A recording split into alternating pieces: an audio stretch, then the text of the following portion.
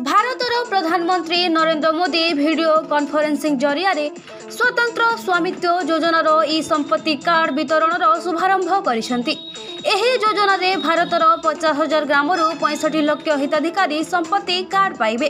रायगढ़ जिल्ला रे स्वामित्व योजना कार्यक्रम रे मुख्यमंत्री मोहन चरण माझी मुख्य अतिथि भाव में उपस्थित रही राजस्व और विपर्यय परिचालना मंत्री ओडिशा सुरेश पुजारी, रायगढ़ विधायक काड्राका पल्ला स्वामी, विश्राम कटक विधायक नीलमाधव हिकोका और जिलापाल रायगढ़ श्रीमती पारुल पटुआरी उपस्थिति रे हिताधिकारी मानकु ई संपत्ति कार्ड प्रदान करिसेंती।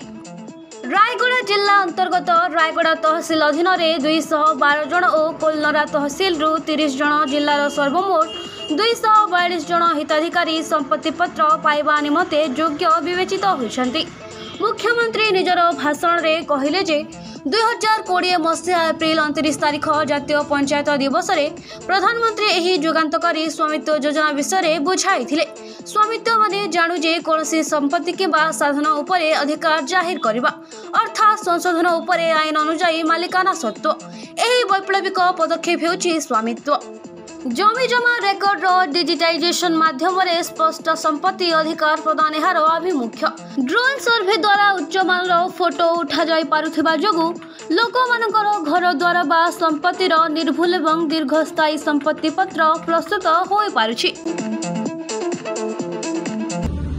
माननीय यशस्वी प्रधानमंत्री श्री नरेंद्र मोदी द्वारा आज सारा भारत वर्ष रे स्वामित्व योजनार शुभारंभ करागला विधिवत भाव रे एवं आज ओडिशार रायगढ़ रे मध्य ये कार्यक्रम रो शुभारंभ करागला। आ से अवसर रे आज आम रायगढ़ जिले रे जो स्वामित्व योजना कार्यक्रम रो जेभली भाव रे ड्रोन सर्वे माध्यम रे सर्वे करा जायकी एवं विशेष करी भारतीय सर्वेक्षण विभाग तरफ एवं राजस्व विभाग तरफ मिलित भाव में ये सर्वे कार्य करागला परे स्वामित्व योजना रे जेभली भाव में जो माने विशेष करी एथिरे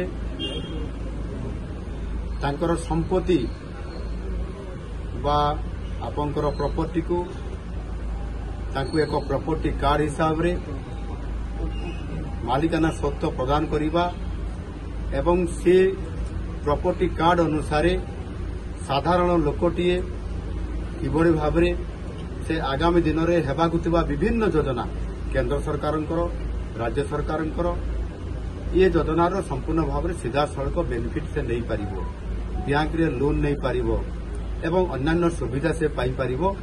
आगरू ये प्रकार बहुत बड़े गोटाए तांकर प्रतिबंधक थिला। ये स्वामित्व योजना माध्यम रे ताहा निश्चित भाव में से सीधा सड़क भाव में बैंक रे ये प्रॉपर्टी कार्ड देखदेला मात्रे जोटा कि संपत्ति पत्र को देखदेला मात्रे तांको बैंक वाला मध्य ताको ऋण जोगई देबे एवं ताहार को प्रॉपर्टी कोउटा को जमी ताकू दिया गला तार आइडेंटिफिकेशन बहुत समय हो पार नथिला। गला सरकार किछि पट्टा देदेले जमी देदेले किंतु पट्टा पाखे जमी चिन्हट करला बेलू कौन जमीदार पाई पार नथिला।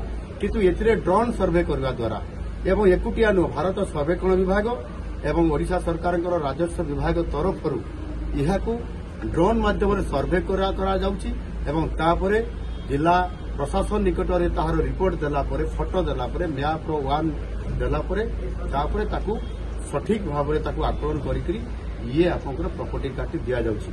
यह करबा द्वारा आम ओडिशा उपकृत होबो एवं विशेष करी एथिरे प्रथम फेज रे हमर एथिरे 5टी जिला ए काम शुभारंभ करागला। प्रथम है रायगढ़, झारसुगुड़ा, गजपति, ढेंकानाल एवं नवरंगपुर जिला। ये जिला उपरे पाखापाखि आपंकर 3039 गोटी ग्राम रे ये सर्वे कार्य चालू अछि एवं सेमानंकु जेते बळे ये प्रॉपर्टी कार्ड मध्य जो देवा आरंभ होइछि सेतिरे विशेष करी रायगढ़ जिला रे 242 जन को स्वामित्व योजना अंतर्गत संपत्ति पत्र बा प्रॉपर्टी कार्ड जोटा कहा जाउछि आज सेमानंकु प्रदान करागला एवं माननीय प्रधानमंत्री सी ताकू आज वर्चुअल प्लाटफर्म माध्यम ताहार शुभारंभ करिसेंती। ये बहुत बड़ गोटे ऐतिहासिक घटना हम दक्षिण ओडिशा रे एवं विशेष कर सारा ओडिशा भी कहुब जो लोक मैंने ये प्रॉपर्टी कार्ड जहाँ पाखे नथिला संपत्ति पत्र केते हैरान हरकत होते आज यह करने द्वारा ये जो आमर केंद्र सरकार या लागू करवा द्वारा निश्चित भाव में आम ओडिशा रे प्रभुत्व उपकार पाई परिबे। रायगड़ू अक्षय कुमार पीड़िशिका रिपोर्ट कुशल प्रवाह।